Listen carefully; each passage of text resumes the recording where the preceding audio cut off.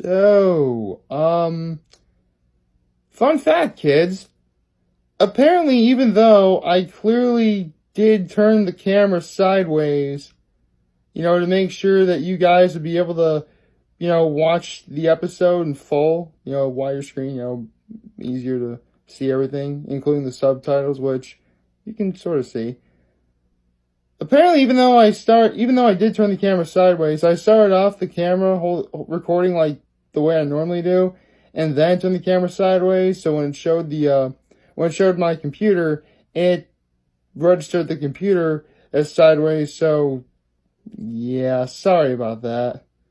But you know what? It's a learning process, and you know, obviously that's not the last episode of Wano that One Piece is ever going to be doing, because, I mean, again, Wano just started. We have a lot to do. So, yes, you know what, maybe, I think that's what I'll do. I think after I do a watching Wano, I'll try and do sort of like an aftermath of what you guys just saw, in case you couldn't really get. So, good morning, happy Saturday, everybody.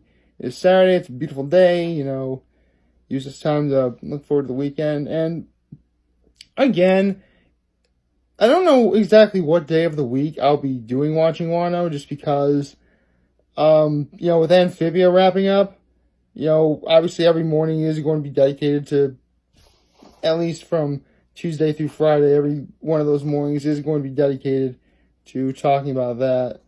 So, maybe Monday I'll do it, maybe Friday evening. So, look forward to that, I suppose. And, yeah, so, for those of you who actually watched the episode all the way through with me, and again, the fact you had to tilt your head was probably a real turnoff, so I can explain. The main part of the Wano arc is it's way back in the Zou arc, which was when they were on that giant elephant. The Straw Hats formed an alliance with several different factions, including several samurai from Wano, the Mink tribe, who you will see eventually if you haven't seen them already in the manga, another pirate faction known as the Heart Pirates, and actually, yeah, that's what it's called. So it's the Ninja Pirate Mink Samurai Alliance. So that is what it's called. And their main goal is to open up the land of Wano to the world, because Wano has always been a closed-off nation. And they wanted to open it years ago, but the shogun, who they mentioned his name, Orochi. I'm just going to call him Orochi, just because that's pretty much what everyone's going to refer to him as. He is a bad guy. In fact, you did see him in the opening. In fact, if you remember seeing the opening, he was that guy with those giant, like square teeth for essentially canines. Yeah, we do not like that guy. I'll elaborate on him a little bit more, but I actually did a while back explain to you guys my overall thoughts on his design. But when they actually touch upon him more in the anime, I'll get to that. And the reason why the Shogun, or Orochi, was able to do what he's able to do is because he has an alliance with one of the four emperors named Kaido. He was that big, scary guy with the giant horns who in the opening turned into a giant dragon. Yes, that is what Kaido can do. He can turn into a dragon. So, basically, even though, yes, they're trying to stop the Shogun, Kaido is the quote-unquote big bad of the arc. And so there's going to be an epic battle sometime in the future, and so we just started this, journey through Wano, if you will. So, foremost, the things that definitely stick out to mind are the fact that, yes, they are using filler, but it's either using music to, enhance the experience in terms of, okay, something exciting is about to happen. Let's do this. Let's go. That woman in the mask playing the stringed instrument. Yeah, I forget. I'm sorry, I forget the name of the stringed instrument. I am very sorry. I try to be more culturally aware, and I can't do that for whatever reason. I can't remember the name, but anyway. So The reason why there were several Straw Hats in Wano already, Usopp, Zoro, Robin, and Frankie, was because because the entire Straw Hat crew separated. See, in the last arc, half of the Straw Hats, including the main character Luffy, went to Whole Cake Island to get, the ship's cook back, Sanji. He was the guy with the blonde hair. From the clutches of another one of the four emperors, known as Charlotte Lin Lin, or Big Mom, who, spoiler, you will be seeing in this arc later on. Which, honestly, I can't wait, because since I read the manga, I know what exactly happens. But let's just say they use a plot device that most people really wouldn't be a fan of, but here it works. But again, you guys are going to see what happens. And you'll also notice that before Zoro was at his quote-unquote executional trial, I think that's what it's called, you'll notice that the guy commented on one of the swords that Zoro had. See, basically, in the Thriller Bark arc, Zoro actually fought the zombie of that very samurai warrior who wielded that sword. And so, now Zoro has that sword. And yes, you heard me correctly, Zoro did in fact actually fight a zombie. Yeah, the Thriller Bark arc is kind of crazy, but in a good way.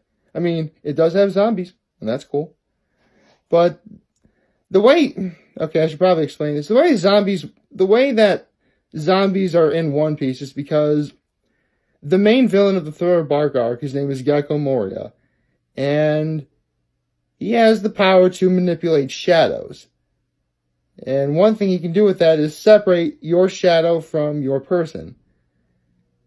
And when you do that, you're actually... See, basically, if my shadow was taken away from me, I would not be in direct sunlight. Theoretically, I'd be dying right now if my shadow was taken away from me. That's what would happen. Also, it would sort of be a vampire effect where you wouldn't be able to see my reflection in the mirror either. So, there we go. And what Gecko Moria was able to do with the shadows is he's able to put them in dead corpses, and he was able to make zombies with them. And the reason why he did that is because Gecko Moria is a very traumatized human individual. Don't worry, you'll be seeing Gecko Moria very soon. Where he lost his entire crew to, funny enough, Kaido, who I just mentioned earlier. And Gecko Moria figured out that if my crew were already, dead, I never would have lost them because, they'd be zombies. They'd never give up, they'd keep going, and, that's just how it works. Because, theoretically, you cannot kill a dead person, right? At least that's how the theory goes. But, yeah, I'm probably explaining way too much for some of you who haven't even watched One Piece at all, and I am sorry. But, again, I'm going to be explaining some things as, time goes on, and, trust me, I mean, again, this is only the first time I did this, so, obviously, it wasn't going to be perfect. I can attest to that, and, one day I'll probably look back on, that video, and I'll be like, man, I had come so far. But I'm still proud of what I just did, so that's definitely a good thing.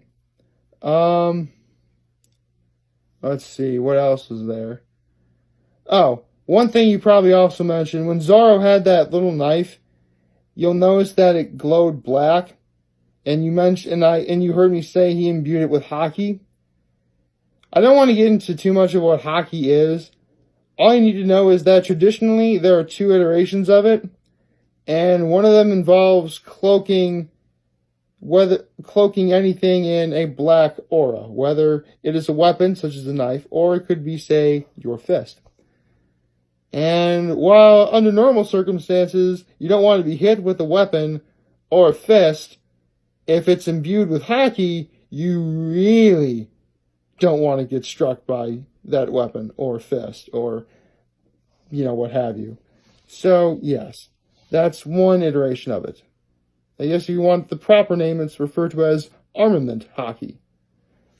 The other one, which is observation haki, I'll touch upon that on a later date.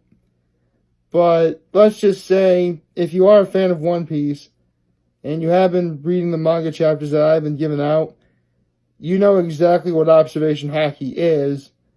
And in fact, Luffy actually defeated someone just recently who really mastered observation haki.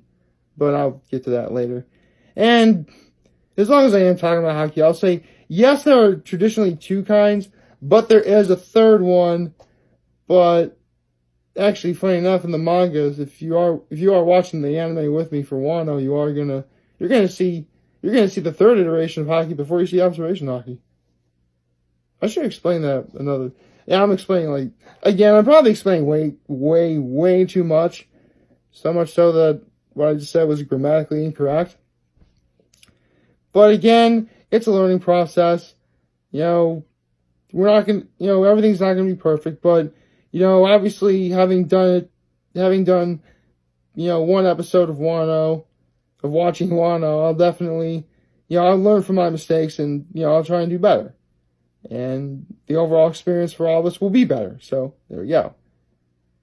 Don't really know, what else I could say other than, oh yeah, right. You'll notice I did praise the animation a lot in that episode. That's because for those of you who are, anime fans, specifically, Dragon Ball Z, and for that matter, Dragon Ball Super, when the Dragon Ball Super Broly movie came out, the animation director, who for the life of me, I forgot his name just now, I'm sorry, actually did such a good job with it that, Toei asked, listen, do you want to be the director of animation for this Wano arc? Because, this is going to be a big thing in One Piece.